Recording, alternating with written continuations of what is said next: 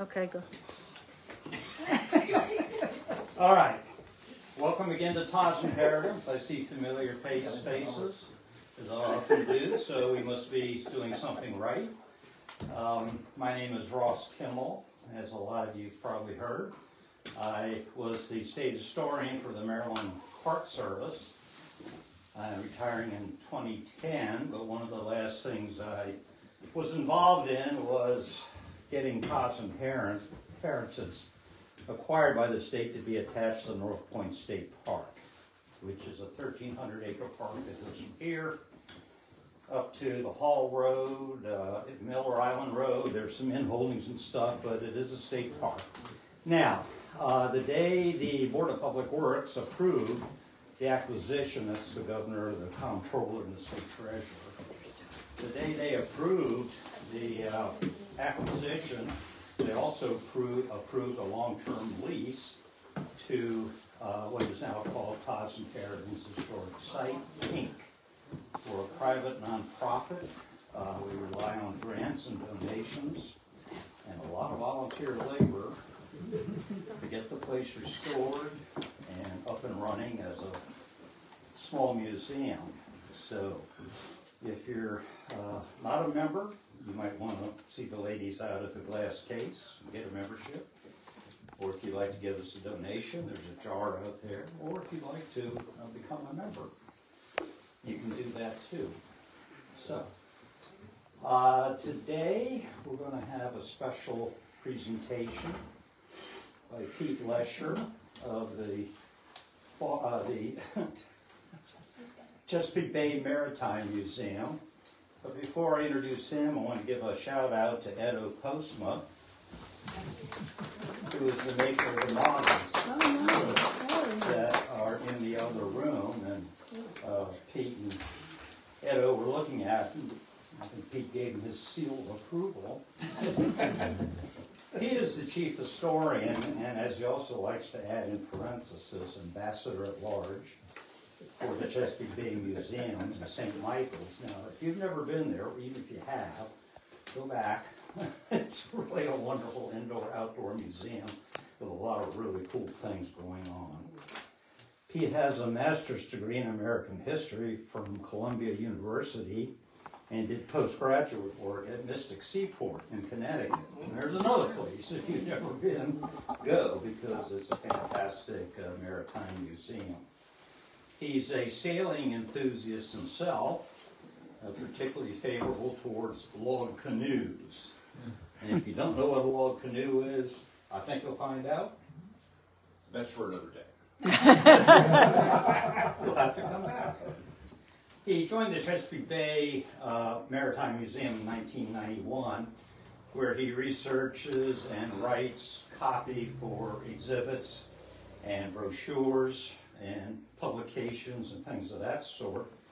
But he also, as ambassador at large, comes out to give speeches to the public. He regularly speaks publicly, making history relevant to varied audiences through the museum's interpretive themes that connect people and place. You may have seen him on Maryland Public TV. He is often featured on some of their, a couple of people here seem to. Yes. Yeah. I knew I recognized that face. It was a security tape of the 7-Eleven.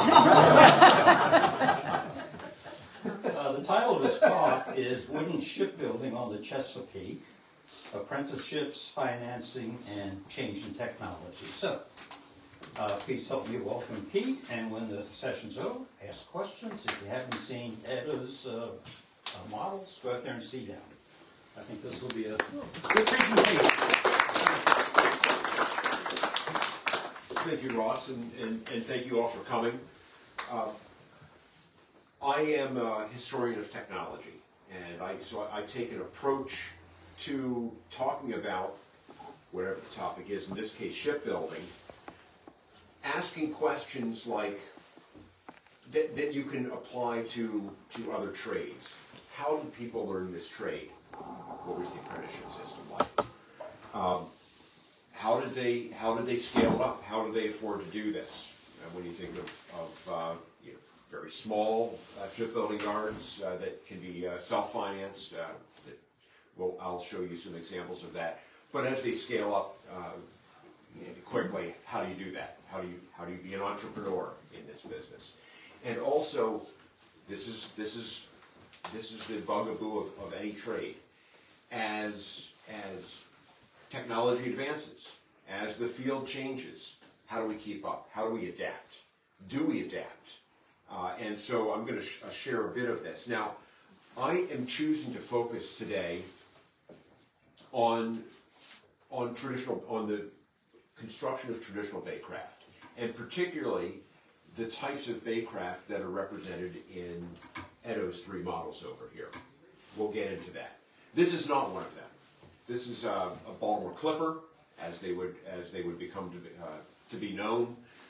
This is from after that big period, or the end of the big period of construction of the Baltimore Clippers. Baltimore Clippers, we remember, appeared in the early federal period, probably inspired by smaller pilot schooners, something that you needed to get out there fast, and competing pilots needed to get there before the other pilot in order to guide ships safely into port or to take them back out. Today we have mandatory pilotage. They all go strictly in line. They've got a sequence. Nobody's competing for who's going to be out there first. But that was not always the case, and so speed became a premium. Speed likewise became a premium with the Baltimore Clippers because of British and French navies seizing our sailors at sea. The rallying cry of the War of 1812, free trade and sailors' rights. Well, if the British boarded a vessel, and of course they were always looking to fill their navy and press men into the navy, taking them involuntarily. The British had no idea, like, as Americans, we can choose to be an American. We can become an American. We can immigrate and learn about America and take an oath and become an American and give up our citizenship in another nation. The British never accepted that. If you were born British, you were British. And if we came aboard an American vessel and found you sound like you speak with an Irish accent, you must be an Irish citizen. You're coming into the Royal Navy. And protest he might, and he might show his papers, but he was considered by the British not to have lost his American citizenship, his British citizenship, simply because he had the papers of an American sailor. So speed was a premium. In addition, they were, when we were at war after 1812, actually seizing American ships at sea, as we do in times of war, interrupting that trade, just like the Battle of the Atlantic during World War II. All the U-boats going after primarily merchant shipping, anything that was going to keep the war effort going. Well, this was what kept the war effort going for the Americans. Fast schooners that could evade the blockade, and sometimes even would carry. Now, this is a dead letter of the United States Constitution. Under the United States Constitution, the President, in Article 2, has the authority to issue letters of marque and reprisal. You, as a citizen, could go out, fit out your vessel, arm it, and with a license from the President, fight America's enemies. Yeah. The British and the French and the other European powers did away with that in the mid-19th century, but the United States did not sign that international treaty. We did not subscribe to it until the Confederate States seceded and started issuing letters of marque and reprisal against United States vessels. And then all of a sudden we thought maybe this is a really good idea. So ever since then. But nevertheless, fast vessels were the premium. These are the vessels like Pride of Baltimore 2 are inspired by the Baltimore Clipper. Now this one, as I said, was built after the peak period. The peak period is up through the War of 1812, and after the war, Napoleon's armies went back to their farms and started growing crops, which meant they didn't need American grain, and they didn't need American ships to take to Europe. And so there was a terrible agricultural depression in America starting in 1819, and that impacted shipbuilding. Shipbuilders were put out of work. This one was built in 1818 in Dorchester County.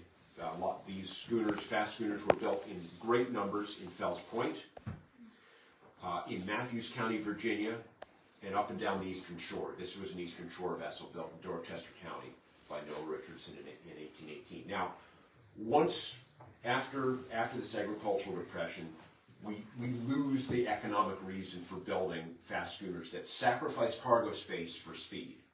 After that, we just want to maximize cargo space. We don't need to go fast anymore. And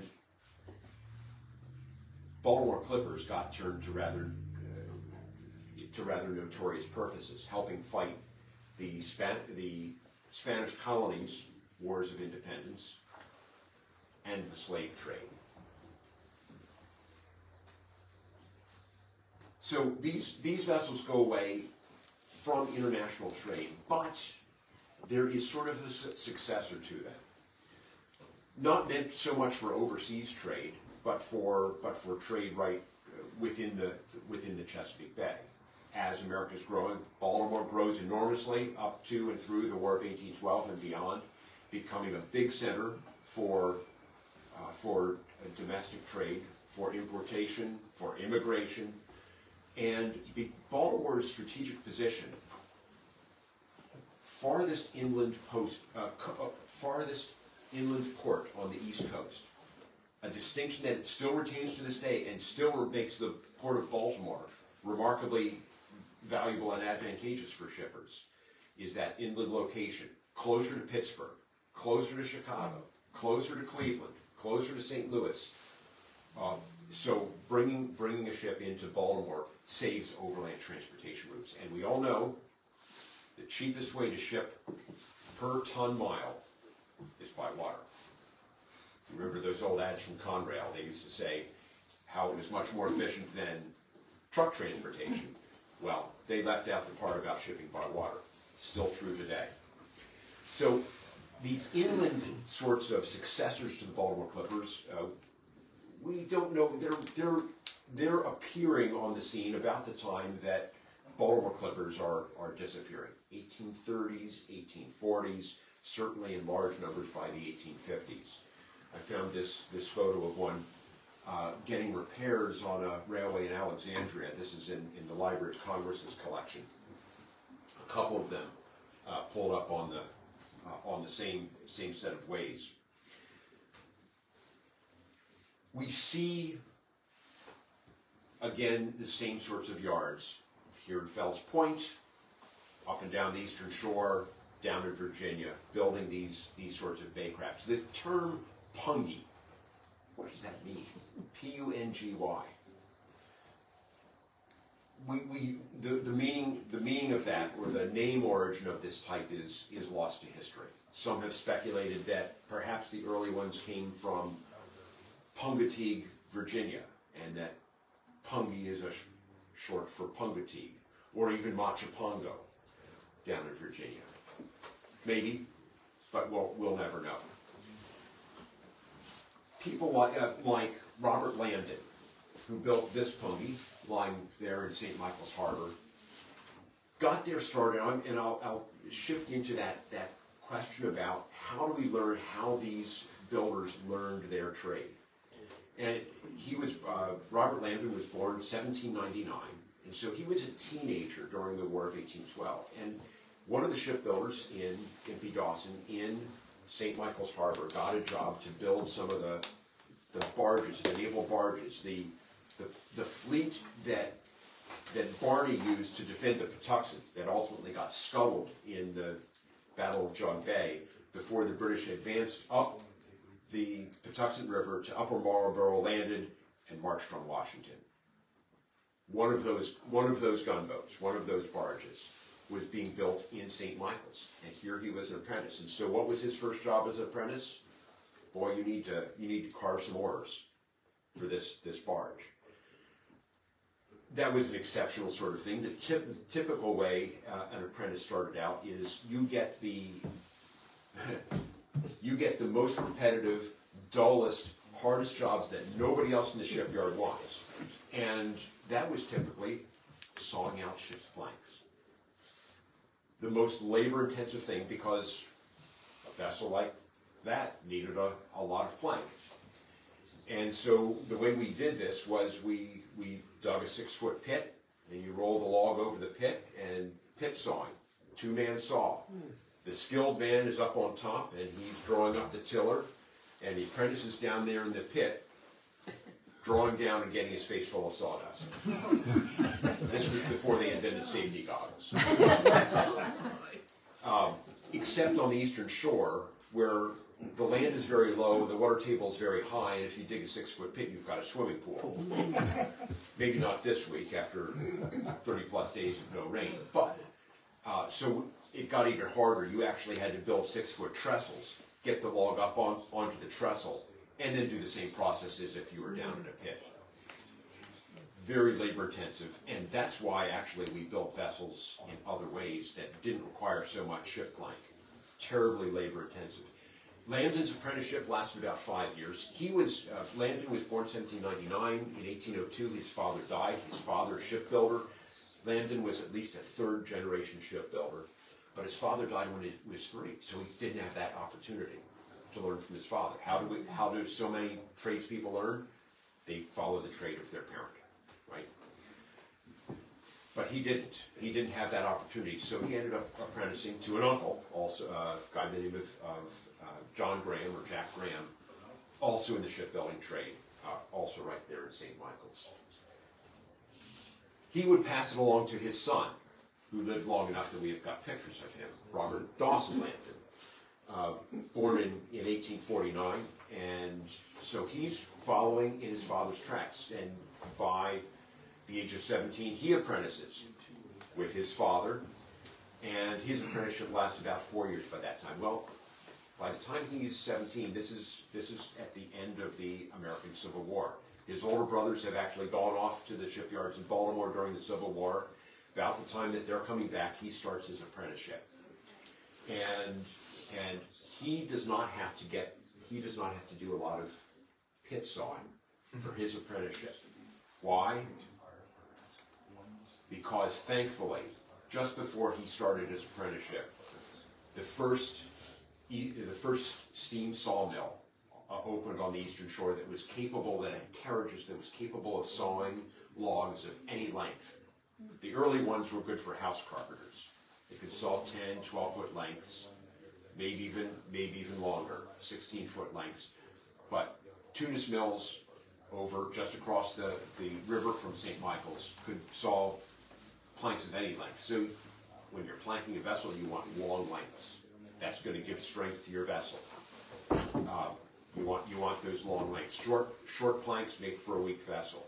So think 60-foot long, Wow. 40-foot long, really substantial, and now we're sawing it out by steam power, and so he's spared that task. Any of this technology tends to occur in Baltimore first. So steam sawmills supplying shipyards appear in Baltimore much earlier than they do in the rural areas around the Chesapeake. And yes, they could ship sawn lumber, but that was expensive and labor intensive. So most timber was locally sourced. In fact, Robert Dawson Landon, the younger Landon, his first job as an apprentice was going out into the woods to select the timber. Typically, the boat building timbers on the Chesapeake would be white oak for the framing of the vessel, keel, frames, any of the substantial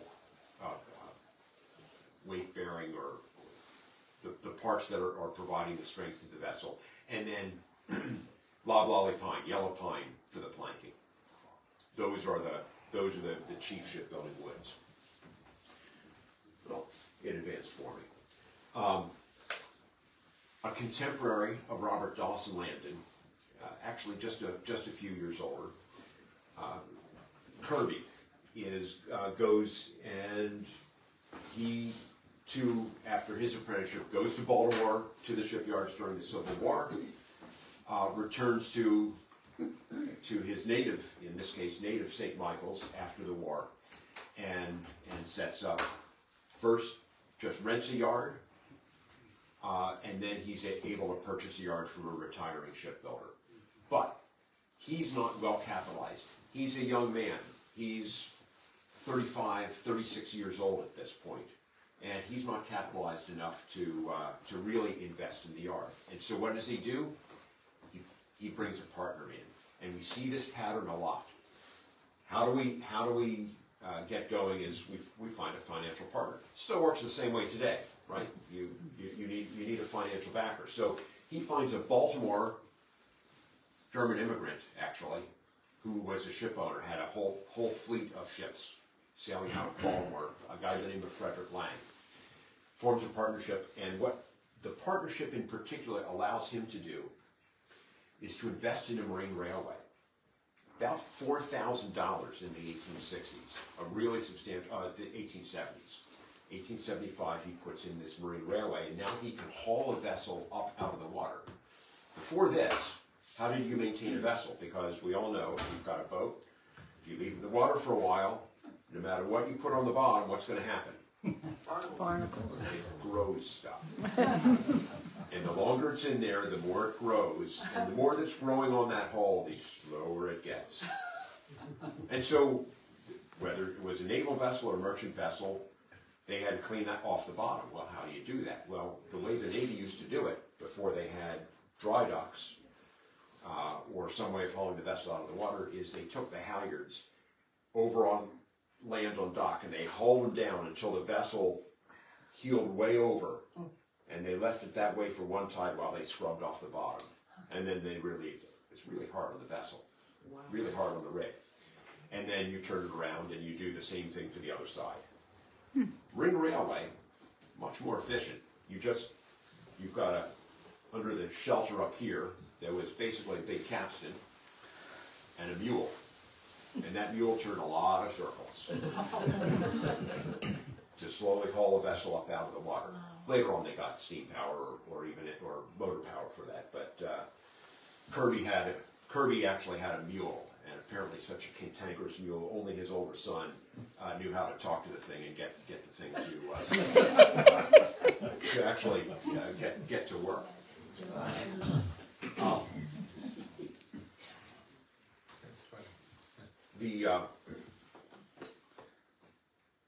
This is Kirby's railway in its later years. Photography comes around. There's that same shelter that houses the capstan, the railway gears, and a pungy hauled up on that marine railway for maintenance. Again, much easier to be able to haul it out than to have to, as they did before this appears. Now, the first dry docks in the United States, built in Norfolk, Virginia, in 1824 or something like that, 1830. They start off in the cities. Baltimore gets them certainly through before the Civil War, but dry docks are a huge investment, and so that's why it takes the United States government resources to build the first ones. Eventually some commercial shipyards do it. But marine railways, where you're actually hauling the vessel up out of the water on a set of, as it implies, rails up out of the water, they too start off in Baltimore, in the cities. And in the 1840s, in the 1850s, they don't get over to the Eastern Shore. They don't get to the rural areas of Maryland and Virginia until shortly after the Civil War. But this actually is really good for a shipyard owner, because shipbuilding is one of those trades. You know what? Has anybody been in the construction business?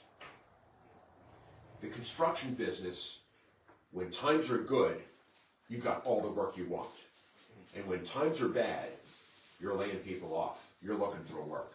It's very much driven by the economy, the ups and downs of the economy. Shipbuilding, same deal. very much driven by and so you're hiring on, you're getting extra help when times are good, and then we get a bank panic and a depression, and there's no work. But a marine railway, this is about maintaining your vessels. And you may not be ordering a new vessel, but you've got to take care of what you've got. And so putting in a marine railway was really important for steady business, for evening out that, because people still came back. In fact, the skipjack captains were notorious during all those years of the 80s and the 90s when the oyster business was really falling on hard times. They let a little bit of maintenance go. They bring the skipjack back up into the yard and say, "Cap, I know she needs a lot of work, but just give me one more season. That's all I need for this year. That's all I can afford for this year." And then they come back the year after that and say, "Cap, I just need one more season." And you get accumulated, what we call deferred maintenance, that costs a lot to catch up to, right? Same thing going on. But nevertheless, even if they want to do less work, they're still coming back every year. They still have to do some minimum of maintenance, which provides some steady business for the shipbuilders, including Kirby. Kirby carries on. Born in 1824, he lives into the 20th century. Ultimately, he's able to buy out his partner, Frederick Lang. Lang himself meets, and Lang himself then becomes, after he's partnered with the yard, he becomes one of the chief patrons of the yard. He orders 5 different vessels, schooners and pungies and sloops from his own yard, from Kirby and Lang. But Kirby's eventually able to make enough money that he can buy out his partner. Lang returns to simply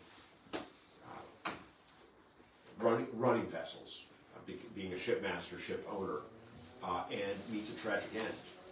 He and his wife are murdered in their beds in, I think it was 1893. An unsolved mystery, an unsolved crime. Kirby lives long enough to pass the business on to his sons, and they carry on the business after the war. Where was that picture taken?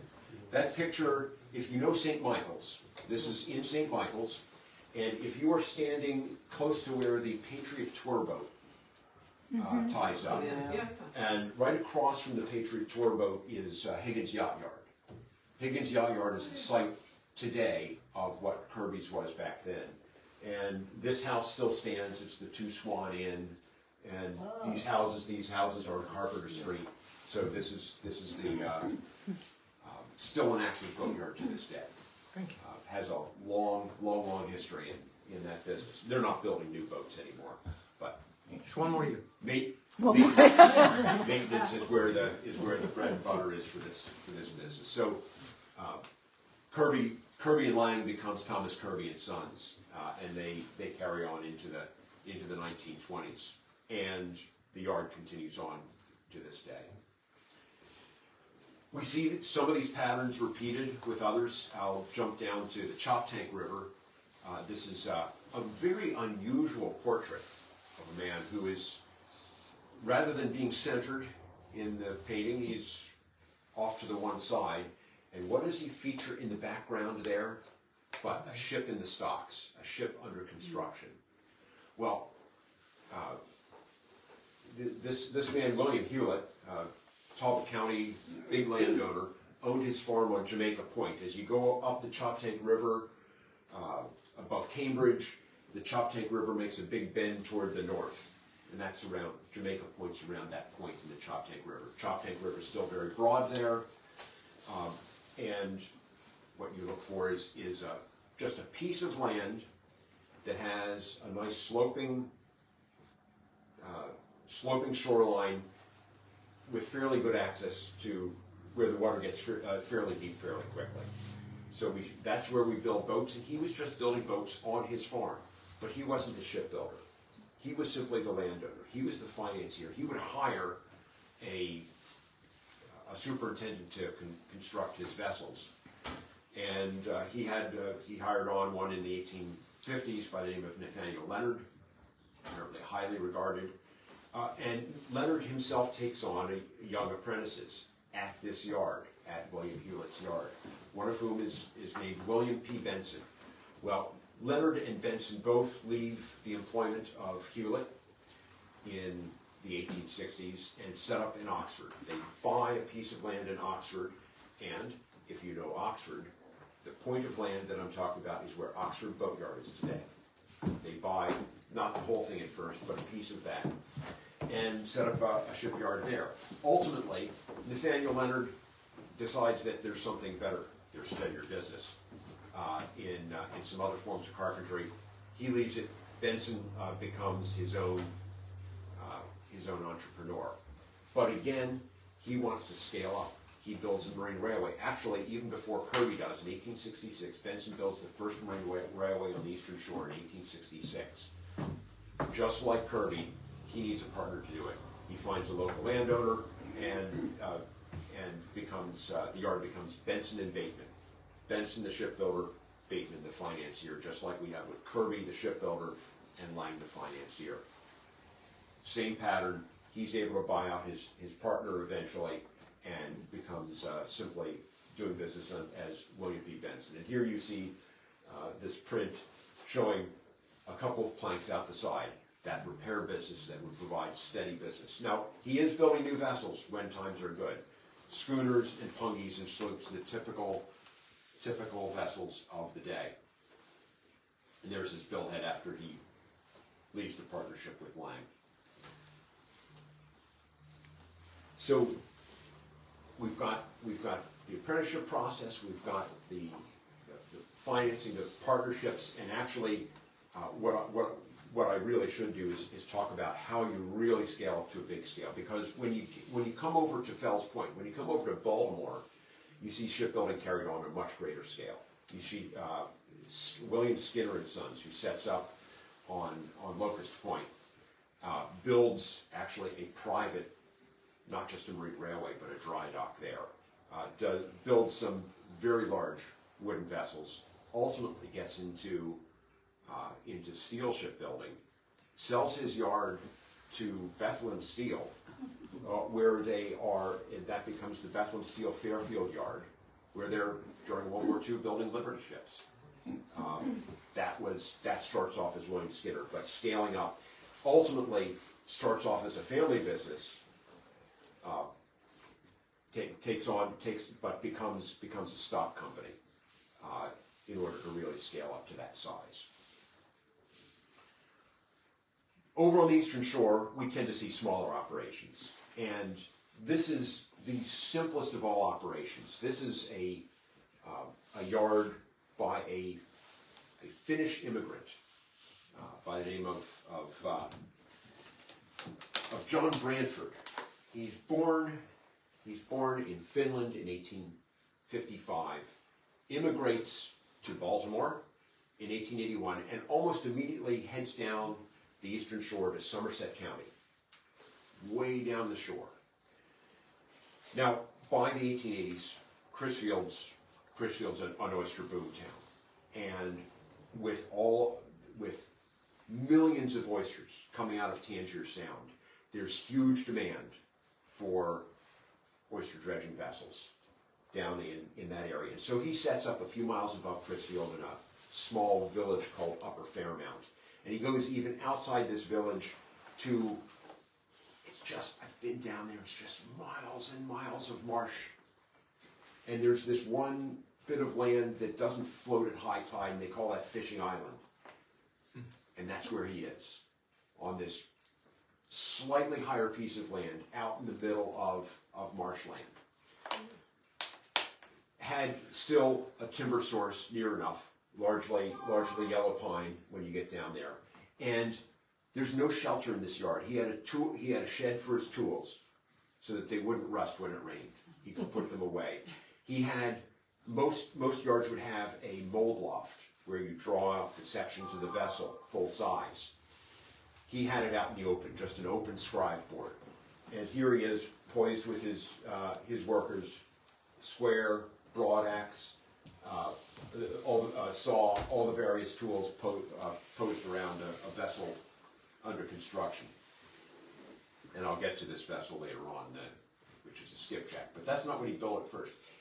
This immigrant, this immigrant from Finland, would come to become one of the most prolific builders of the indigenous Chesapeake Bay watercraft. Building at first what was the quintessential oyster dredging boat, the Bug-Eye. We have the Bug-Eye, the model of Edna E. Lockwood over here in this other room. Sharp at the bow, sharp at the stern, built in the manner of a log canoe. 7 or 9 logs, carved to shape and then joined side by side, would form the hull basically up to the waterline. And then you build a vessel up, a deck it over. A type of vessel that is peculiar to the Chesapeake Bay. You don't find Bug-Eyes up in the Delaware Bay, unless they were built here. You don't find Bug-Eyes down into the North Carolina Sounds. This was a Maryland and Virginia type, and particularly Maryland. And this immigrant was he was the second most prolific builder of Bug-Eyes. There was one builder over in Solomons that built even more than he did, but 25 Bug-Eyes that we've been able to identify, maybe even more, to his name. So there's the vessel. This is a type that emerges right after the American Civil War, when Maryland overhauls all of its oyster regulations. Before the war, Maryland had banned oyster dredging. Why would we do that? Well, it was a conservation measure. Because all those New York Yankees, having exhausted their oyster beds up in Raritan Bay, would come down here to the Chesapeake, dredge for the oysters, and Chesapeake watermen didn't. It was introduced by New York and New England watermen. Would dredge our oysters and carry them off to New York, and Maryland, first Virginia banned it, then Maryland banned it back in the 1820s, thinking they're going to take all of our oysters. After the Civil War, Maryland legalizes oyster dredging again, but says, in order to get an oyster dredging license, you must be a Marylander. You must have a Maryland-owned, so the captain, the license holder must be a Marylander, the owner must be registered in Maryland, and here's the thing, it must be done under sail. Well, in the 1860s, in 1865 when this law was passed, why would they do that? What was the alternative? Steam. Can you imagine the expense of doing this work by steam power? Only somebody with real financial backing, with maybe corporate backing, the big business interests, could afford a steamer. And so by allowing only the sailing vessels to do it, we were protecting the small guy. In the end, we kept the restrictions on dredging only under sail in Maryland. It prolonged the usefulness of the skipjacks because it was a conservation measure. Well, if you dredge under power, it's much more efficient. You get more oysters, you get them faster, you get to market, we deplete our oyster beds faster. Sail dredging is less efficient, and you have to put more effort into it, more labor to get the same number of oysters. And so that measure was seen as a conservation measure and was kept. Really, there's a relic of it to the present day, although there's nobody who's sail dredging for oysters anymore. The skipjacks were allowed 2 days of power dredging, and guess what most of them do? They go out 2 days a week. So here's your Bug-Eye, and this type is a response to the legalization of oyster dredging on the Chesapeake. Built, as I said, with a log bottom, and then typically rigged in this manner. This is what we would associate as a Bug-Eye rig, which you'll see on the model there, which is expertly rendered. Every line, very well done on these models. This is by a pencil drawing by a Baltimore artist that we have in our collection, another German family, Louis Fuchter. Sharpened bow, sharpened stern, and with this split rig. Now, on the Chesapeake, this is the taller mast, the shorter mast. And anywhere else you would say that, well, that's a ketch. And sailors would call this, that's a mainmast and a mizzen. But to a Chesapeake waterman, on a two-masted vessel, there's no such thing as a mizzenmast. We use schooner terminology, and so this is the foremast and the mainmast, the foresail and the mainsail. That's just the way it was in the Chesapeake, and we preserve this terminology in the long canoe fleet today, which are rigged in much the same proportions. That split rig allowed them to do a lot of things. It allowed them to reef down, to get rid of one sail entirely, to still be balanced out when it really blows like snot out there in the winter, which is when they're out there dredging for oysters. You know, traditionally the months that happen are now September through April, and the dredging season has been shortened, so now it starts the 1st of November. So we're in oyster dredging season, even though it doesn't feel like November. We're in dredging season, and it'll go through the end of March now, so it's a shorter season. But these vessels appear in great numbers right after the Civil War, the late 1860s. They really boom in the 1870s, which are the peak years for oyster dredging. They continue to build them in great numbers in the 1880s, which are still good years for oystering. Lots of oysters coming out, more oysters coming out of the Chesapeake Bay to domestic and international markets than are coming out of any other body of water in the world. We are feeding a lot of people on what Mencken called the great protein factory, the Chesapeake Bay. Baltimore Harbor was just crowded with these vessels. Now, there are not just bug eyes in here, there are sloops and pungies and schooners. We can pick out bug eyes. They're the ones with the sharp stern. Always the bug eye had, now later on they built some variants of them that didn't have sharp sterns, but you can always pick out a bug. In fact, this one that has a round stern is probably a variant on the bug eye. This is about 1900, 1902. Wonderful photo of Baltimore Harbor in the Smithsonian's collection. So we built a lot of bug eyes in the 1870s and the 1880s, and John Branford is building them through these years in great numbers. And in 1893, we have another one of those economic cycles. There's a bank panic in 1893, followed by 2 years of depression, and nobody's ordering new vessels. And by 1896, the economy's starting to get up again, and people can now afford to order a new vessel. And now they're ordering a new type. Much cheaper to build than a bug eye. Just $600 to $800 to build one of these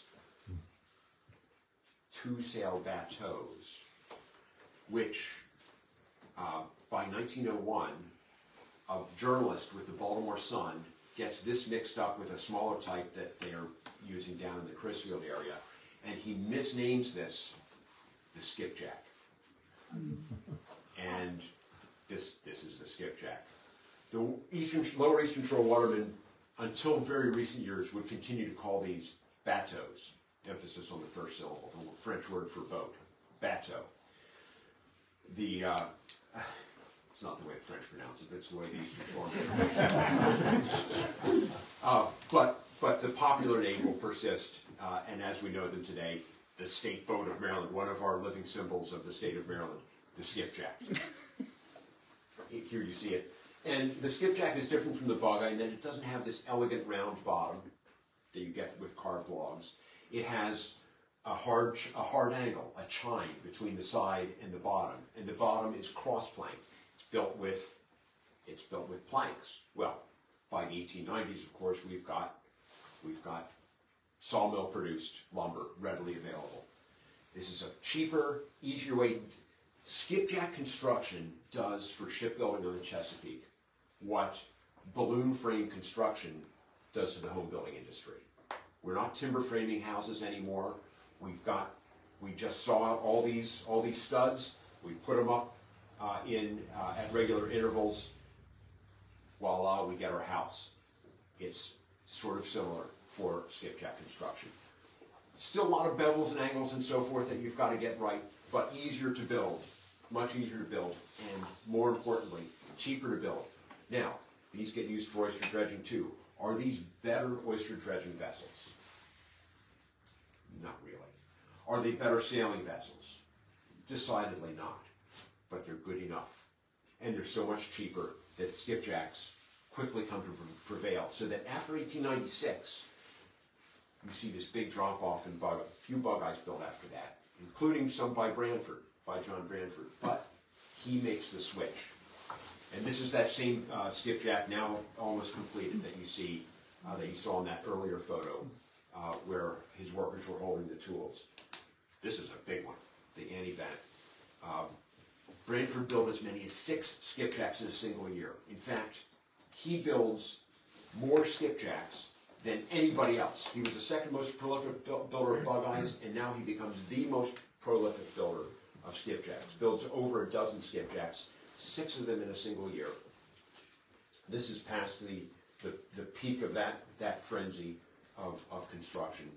And then, so he is making an adaptation. Here, this new technology, skipjack construction, comes along, and he is the one Chesapeake shipbuilder that so successfully makes that transition. We find other bug eye builders who build 1 or 2 skipjacks at the end of their career. We find a number of bug eye builders and schooner builders who never build a skipjack. They look down on it as an inferior means of an inferior technique for building a boat. I remember my grandfather, an Eastern shoreman, saying, yeah, nobody ever paid attention to skipjacks until all the other types disappeared. They were the ugly ducklings. And today we look at them as a thing of beauty. But if you compare the skipjack model to the bug eye model, over in the other room, the bug eye is much more elegant in its shape, in its construction. He is the one who manages to adapt to the changing technology. There's a Dorchester County builder that I'll hit on here. This is a very prolific builder of vessels by the name of Joseph W. Brooks. He has a longer apprenticeship in the mid-19th century, about 7 years for his apprenticeship before he goes out as a journeyman and ultimately hangs his own shingle, builds vessels under his own name. This is one of the last of his schooners and one of the last surviving schooners, the Mattie F. Dean, which continued operating as a commercial schooner until 1954, still carrying commercial cargoes under sail. Most of these commercial sail declines after World War I, and really the Depression and World War II put the final stop on it, with the exception of the skipjacks, because they can only get the dredging license if they're operating under sail. So skipjacks get that anachronistic extra lease on life, but other commercial sail vessels like the Mattie F. Dean, which were hauling any other kind of cargo, fertilizer, coal, ice coming down from Maryland, from the state of Maine, wheat or other grain, produce from the Eastern Shore to the Baltimore markets. All those kind of bulk cargoes are oyster shell, would have been the bread and butter of these sorts of vessels. Thinking back to that Baltimore Clipper, one thing that stands out in the design is you don't get this exaggerated, what we call clipper bow, even though the name Baltimore Clipper is in the name. But it does become a design feature in every type of Chesapeake vessel, Chesapeake type, after the 1850s. You think those great California clippers, the Gold Rush clippers, that have these exaggerated chicken beaks, these exaggerated long heads. It looks fast. And in the 1850s, it was very stylish. And so everybody built their vessels to look like the Gold Rush clippers. And then they would put these beautiful carvings on, usually with the name of the vessel, sometimes with just pretty scroll work. This is one of those bug eyes. This is a bug eye built by Brooks with that beautiful ornamental work. They put it on the trail boards under the bowsprit. They put a nice carving on the masthead. You can see a nice gold ball on the masthead of the skipjack over here. ornaments often on the stern or elsewhere on the vessel. Chesapeake watermen appreciate a little elegance and will go that extra mile. Now, on the Chesapeake, the clipper bow never went out of fashion. If you read Captains Courageous, Rudyard Kipling's book about Grand Banks fishing, in one case there that he talks about a Chesapeake schooner, a very old-fashioned type. It was identified that way because it had a clipper bow. The spoon bow, this went out of fashion on the Delaware Bay and in New England and everywhere else. But it never went out of fashion on the Chesapeake. So that when we built 2 new skipjacks in 1994, they wouldn't have been skipjacks if they didn't have the clipper bow. It's just is a design feature of not skipjacks and bug-eyes and pungies and bay scooters and bay sloops. All of them share that characteristic. Brooks would go on to build, of all these various types, bug-eye scooters, pungy sloops, and scooters, he built at least 150. A huge production from his yard in this enormously rural part of Dorchester County. Why down there? Because it was close to the timber resource. He was pulling all that yellow pine and oak out of the woodlands just upland from the marshes of Dorchester County. Brooks too, fairly later than all these other guys, Brooks too puts in a marine railway for that steadier business. And he makes another adaptation to a change in technology. After the start of the 20th century, the demand for sailing vessels really tails off. And by World War I, the demand for wooden vessels would tail off, except for rather small vessels. And so he began building steam vessels, steam tugs. This is a sketch for a steam tug where he was working out some of the dimensions in his account book. It's an account book, but he actually draws this in there. This is in the collections at the Maryland Historical Society. And he, along with others, along with Branford, make the transition to building motor vessels, into building vessels like this, a type that appears in the early 20th century, which we would call the bi-boat. But bi-boat really just describes a function. It is the, more properly, a deck boat. A motor vessel built actually very much in the same manner as a skipjack, with a hard chine or an angle between the side and the bottom, a cross-planked bottom. In this case, a rounded stern, not a transom stern as the skipjacks would have. And there you see one at a wharf down in Virginia, just loaded up with, I believe those are barrels of potatoes. So produce coming off the land, or agricultural goods coming off the land. Today, the bi-boat function was one function that was performed by these deck boats, which was to go out there and be the boat that ran the seafood harvests from the grounds where they were being caught into the big city markets, into Annapolis, into Washington, into Baltimore, into Norfolk. There are still 1 or 2 bi-boats that are performing that function. Mostly that function was taken over by truck. Just get it to the nearest shoreline, get it to the landing, the truck will be there to pick up the crabs, to pick up the oysters.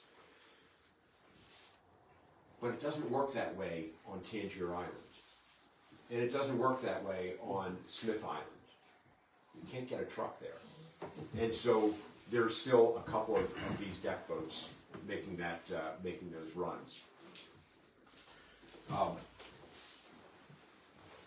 The center of building those really shifts down to Virginia, particularly Delaware, Virginia. Some over on the eastern shore of Maryland as well, but Delaware, Virginia really becomes a center of building of Chesapeake workboats during the 20th century. Both the smaller, typical waterman's dead-rise workboats, which again are built much the same way as a skipjack, along with the bigger bi-boats like this. You have a real treasure here, and want to congratulate the model maker on what he has done to bring these vessels. I would welcome any of you to Chesapeake Bay Maritime Museum, where we have opened our new Welcome Center, which has an exhibit on, we call it Waterlines, Chesapeake Bay Watercraft Traditions. And we explore a lot of small craft in that building, full size, as well as some of these larger types in a really beautiful new model case, large model case that houses a good number of those treasures from our collection. And these are the equal of any that we have. You're very fortunate here.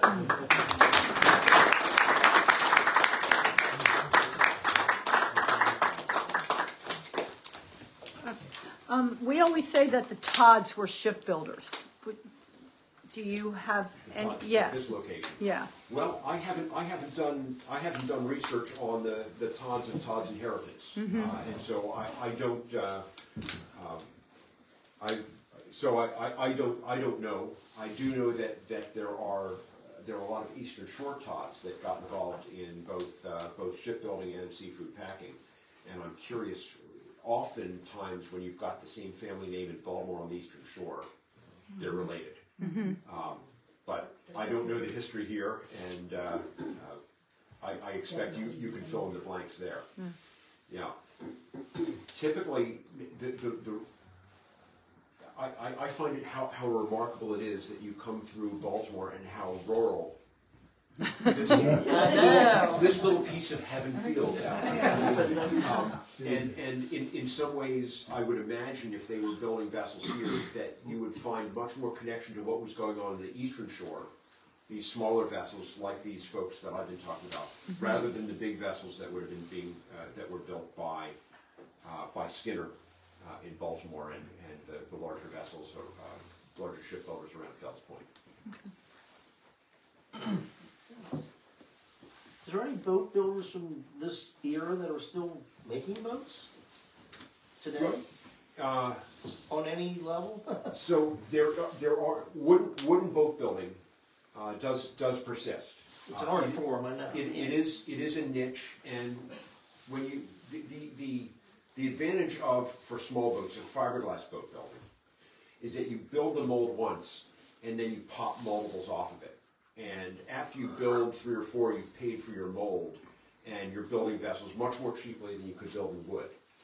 But if you build a vessel in wood today, you can build a one-off. You can build a custom vessel more cheaply than you could do it out of fiberglass. And wood technology today, with epoxies and coatings and so forth, hold up remarkably well. You think of wood rotting. Well, any wooden vessel deteriorates not from the bottom up. That part that remains submerged in the water, that keeps very well. It's the part that's out in the weather that gets wet and dry. That's what you really have to keep up after. So it remains a good niche. And we at Chesapeake Bay Maritime Museum, we're preserving vessels. We've got a dozen vessels, historic vessels that we maintain in the water. But we're also preserving the skills. And we actually have our own apprenticeship program. We now currently have 3 apprentices. 2 of them are about to graduate, but when we get full strength, we'll be back up to 4 apprentices.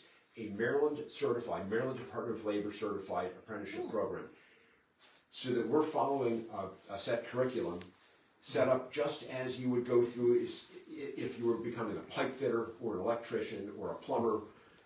That type of training, and we ensure that when boat building is the chief attraction, we give them experience in welding and metal casting and a little bit of sail making and other ancillary trades.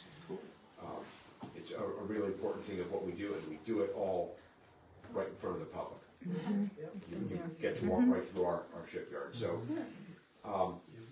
A lot of the demand for that work is on maintenance.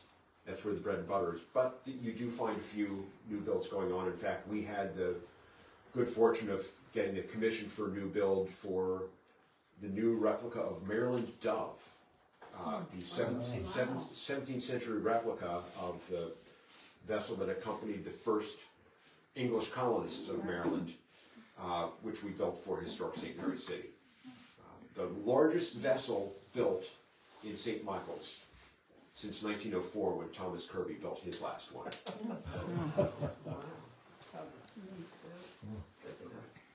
Thank you all very much. Yes, thank you.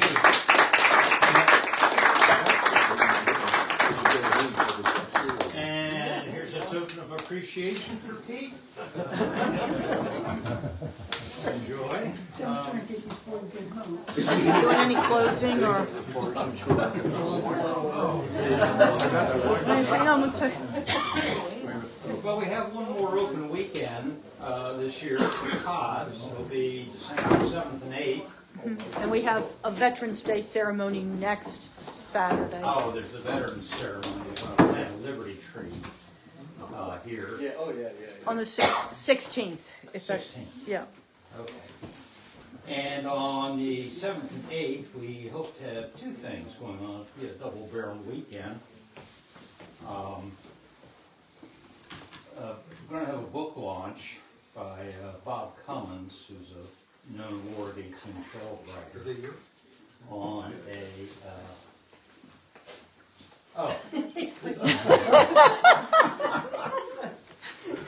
Beauty Before Age. This is Jenny and Jessica handing out candy before Halloween. And a good time was had by all. Anyway, in December, we're going to have a book launching here at Todd's, and the author is going to donate to Todd's an original muster roll for one of the dragoon units who was at the Battle of North Point, the first Baltimore Hussars. It's a big document, and it's got all the names of the men who were in that troop of dragoons.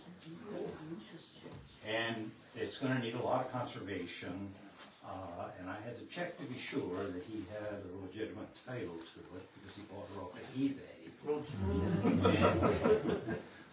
when you buy government records off of eBay, you better double check. He didn't know where it came from before then. Turns out the City Archives of Baltimore has others of these, but their records indicate that this one was never in their collection. So at some point, it walked off, and probably a lot of other ones did too. That'll be on Saturday, and then on Sunday, if you were here last year for Christmas, we're having Historic Santa back. This time, he's going to represent Santa at the time of the Civil War, based on Thomas Nast's drawings of Santa Claus visiting Union troops during the Civil War.